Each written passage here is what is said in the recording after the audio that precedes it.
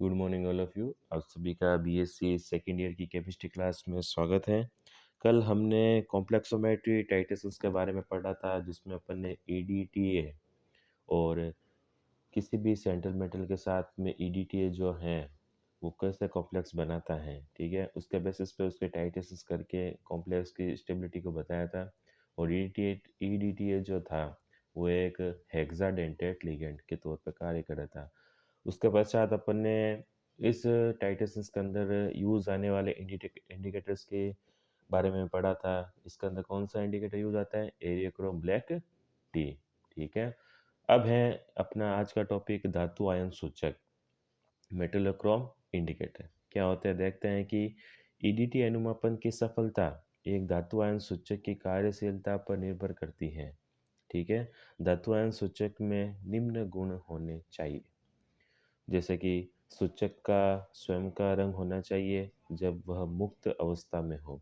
ठीक है, अब जो ईडीटीए टाइटेशंस के अंदर अपन जो इंडिकेटर्स यूज ले रहे हैं उसकी प्रॉपर्टीज़ के बारे में यहाँ पर बता रखा है कि जो धातु आयन सूचक है मेटलोक्रोम इंडिकेटर होते हैं उसकी क्या क्या प्रॉपर्टीज़ होनी चाहिए जिसकी वजह से वो कॉम्प्लेक्सोमेट्री टाइटेशंस के अंदर यूज़ लेने के लिए एलिजिबल हो सकता है। ठीक है, फर्स्ट इसकी जो प्रॉपर्टी बता रखी है कि सूचक का एक तो खुद का क्या होना चाहिए, कलर्ड होना चाहिए। ठीक है, ताकि वह मुक्त अवस्था में मतलब टाइटेशन स्टार्ट होने से पहले किस जब वह सेंट्रल मेटल के साथ में किसी भी तरह की रिएक्शंस नहीं करता तब उसकी खुद का कलर होने की वजह से अपन उसको आइडेंटिफाई कर सकते हैं। सेकंड है कि सूचक धातु आयन के संकुल का स्थिर पर्याप्त होना चाहिए, अन्यथा यह वियोजित हो जाएगा और सही रंग नहीं दिखेगा। ठीक है, सूचक धातु आयन के संकुल का क्या होना चाहिए, खुद के स्टेबिलिटी होनी चाहिए, मतलब जो सूचक है वो धातु आयन के साथ जो कॉम्प्लेक्स बनाएगा, ठीक है, उसकी भी स्टेबिलिटी होनी चाहिए ताकि वो आइडेंटिफाई हो सके। ठीक है, अगर वो स्टेबल नहीं होगा तो वियोजित हो जाएगा, जिसकी वजह से जो सूचक है, ठीक है, कॉम्प्लेक्सोमेट्री टाइटेशंस कंप्लीट होने पर सही तरीके से रंग शो नहीं करेगा। लेकिन सूचक धातु आयन के संकुल का स्थायित्व ईडीटीए धातु आयन के संकुल से कम होना चाहिए, अन्यथा ईडीटीए सूचक धातु आयन संकुल के साथ क्रिया नहीं कर पाएगा और मापन नहीं हो पाएगा। ठीक है, अब इसमें जो सूचक धातु आयन के जो संकुल का स्टेबिलिटी है वो ईडीटीए और धातु आयन के कॉम्प्लेक्स से कम होनी चाहिए। ठीक है, अगर इससे कम स्टेबिलिटी होगी तो ही धातु आयन और ईडीटीए आपस में रिएक्शंस करके कॉम्प्लेक्स का फॉर्मेशंस करेंगे और हमें टाइटेशंस कंप्लीट होने की इंफॉर्मेशंस मिलेगी। अदरवाइज क्या होगा, अगर सूचक धातु आयन के साथ में बहुत ज़्यादा स्टेबल कॉम्प्लेक्स बना लेगा, ठीक है, ईडीटी और धातु आयन से भी ज़्यादा अगर स्टेबिलिटी होगी इस कॉम्प्लेक्स की, ठीक है, तो ईडीटी क्या होगा, वो सेंट्रल मेटल के साथ में अटैच होगा ही नहीं।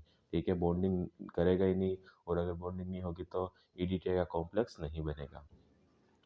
ये सारे रंग परिवर्तन उस पीएच पर संपन्न होने चाहिए जिस पीएच पर हम धातु आयन व ईडीटी का अनुमापन कर रहे हों। ठीक है, ये सारे रंग परिवर्तन है पीएच पर, उस पीएच पर कंप्लीट होने चाहिए। किस पर? मतलब पीएच कितनी होनी चाहिए जब हम धातु आयन व ईडीटी का अनुमापन कर रहे हो, मतलब पीएच बैलेंस रहनी चाहिए। इन सब रंग परिवर्तनों में रंग गहरे होने चाहिए जिससे कि निरीक्षण में सुविधा रहे। ठीक है, नेक्स्ट है कि धातु आयन सूचक का सिद्धांत के जो इंडिकेटर है मेटलोक्रोम इंडिकेटर है वो किस प्रिंसिपल पे फंक्शंस करता है कि धातु आयन के विलयन में पहले बफर डालते हैं। बफर क्यों डालते हैं? ताकि पीएच मेंटेन रहे। ठीक है, बफर डालते हैं जिससे विलयन की पीएच स्थिर हो जाए, फिर धातु सूचक डालते हैं। ठीक है, धातु आयन सूचक के साथ निम्न प्रकार से क्रिया कर धातु आयन सूचक संकुल बना लेता है। अब इसमें एक रिएक्शंस के थ्रू बता रखा है कि मेटल है वो आयन इंडिकेटर से रिएक्शंस करके क्या बना देगा, मेटल इंडिकेटर कॉम्प्लेक्स। ठीक है, फिर ईडीटी डालते हैं तो जिसकी अभिक्रिया इस प्रकार होती है। अब जैसे ही मेटल इंडिकेटर कॉम्प्लेक्स के अंदर अपन ईडीटी डालना शुरू करते हैं ब्यूरेट से, ठीक है, तो इस तरीके से रिएक्शन होना शुरू करती है। इसमें इंडिकेटर हैं वो मेटल से डिसोसिएट होना शुरू हो जाता है और इंडिकेटर की जगह कौन ले लेता है, ईडीटी है। ठीक है, और मेटल ईडीटी कॉम्प्लेक्स का फॉर्मेशन होने लगता है। यह विक्रिया तभी संभव है जब मेटल ईडीटी का स्थायित्व मेटल इंडिकेटर से अधिक हो। ठीक है, ये कंडीशन अपन पहले ही पढ़ ली है। अब है कि अनुमापन विलयन में जब तक धातु आयन उपस्थित रहेंगे तब तक मेटल इंडिकेटर बनाते रहेंगे। ठीक है, जब तक उसके अंदर क्या होगा, धातु आयन प्रेजेंट रहेगा, तब तक जो एम इंडिकेटर बनते रहेंगे। अंत बिंदु पर धातु आयन समाप्त हो जाएंगे तथा सूचक मुक्त हो जाएगा। वह पूरा विलयन उस सूचक के रंग का हो जाएगा। अब जैसे एरियोक्रोम ब्लैक टी या सोलोक्रोम ब्लैक टी, ठीक है, दोनों एक ही इंडिकेटर के डेरिवेटिव्स हैं, ठीक है।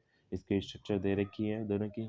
यह एक रंजक है तो सोडियम 1 हाइड्रोक्सी 2 नेप्थलेजो 6 नाइट्रियो 2 नेफ्थोल 4 सल्फोनेट होता है, ठीक है। अब इसका पूरा आईपीएस से नाम दे रखा है एरियोक्रोम ब्लैक टी का, ठीक है। क्या नाम है? सोडियम फर्स्ट हाइड्रोक्सी 2 नेप्थलेजो, ठीक है, एजो डाई होती है, 6 नाइट्रो 2 नेप्थोल और 4 सल्फोनेट।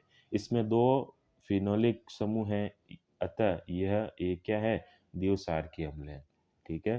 दो प्रोटॉन को ग्रहण करता है द्विसारकी बेस है।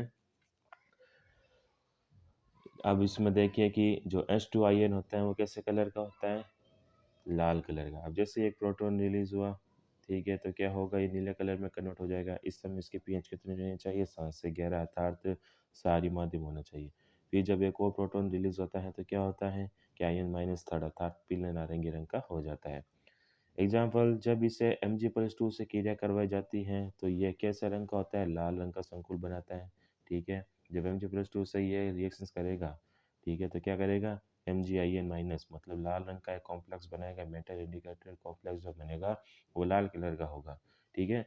अब जब EDTA से समापन करते हैं, ठीक है, Mgin- के जब रिएक्शंस EDTA से करवाते हैं तो अंत बिंदु पर लाल से नीले रंग में परिवर्तित हो जाता है, क्योंकि EDTA और मेटल के जो कॉम्प्लेक्स अधिक स्थायी हैं, जिससे वह सूचक धातु आयन संकुल को क्या कर देता है, विघटित कर देता है। वह अंतिम बिंदु पर सूचक धातु आयनों से मुक्त होगा, ठीक है। इस प्रकार हम अन्य सारमर्दु धातुओं का भी आकलन कर सकते हैं, ठीक है। इसमें क्या होता है, सबसे पहले इंडिकेटर होता है वो क्या करता है, मेटल से रिएक्शंस करके मेटल इंडिकेटर कॉम्प्लेक्स बनाता है, ठीक है, एक फिक्स पीएच के ऊपर। अब जैसे जैसे अपन क्या करते हैं कि ब्यूरेट से इसके अंदर अपन ईडीटी मिलाना शुरू करते हैं, तो ईडीटी क्या करता है, इस मेटल इंडिकेटर कॉम्प्लेक्स में से इंडिकेटर को क्या कर देगा, विस्थापित करना शुरू कर देगा और उसकी जगह मेटल के साथ में खुद बॉन्ड बनाता है, ठीक है।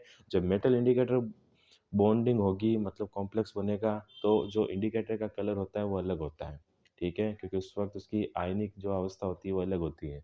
जैसे ही अपन ईडीटी डालते हैं, ठीक है, तो वो विस्थापित होगा और उसकी आयनिक अवस्था में परिवर्तन होगा और मेटल इंडिकेटर का जो कलर है वो चेंज होगा, क्योंकि ईडीटी मेटल है जो कि कॉम्प्लेक्स का फॉर्मेशन होता है और ईडीटी जो मेटल कॉम्प्लेक्स है वो मेटल इंडिकेटर कॉम्प्लेक्स के कंपैरिजन में ज़्यादा स्टेबल होगा।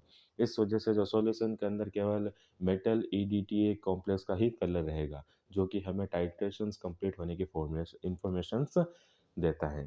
इसी के साथ आपकी ये यूनिट कंप्लीट होती है। नेक्स्ट यूनिट हम फिजिकल केमिस्ट्री की इलेक्ट्रोकेमिस्ट्री स्टार्ट करेंगे, इलेक्ट्रोकेमिस्ट्री फर्स्ट, जो हम अपने अगले लेक्चर्स के अंदर कंटिन्यू करेंगे। Thank you so much.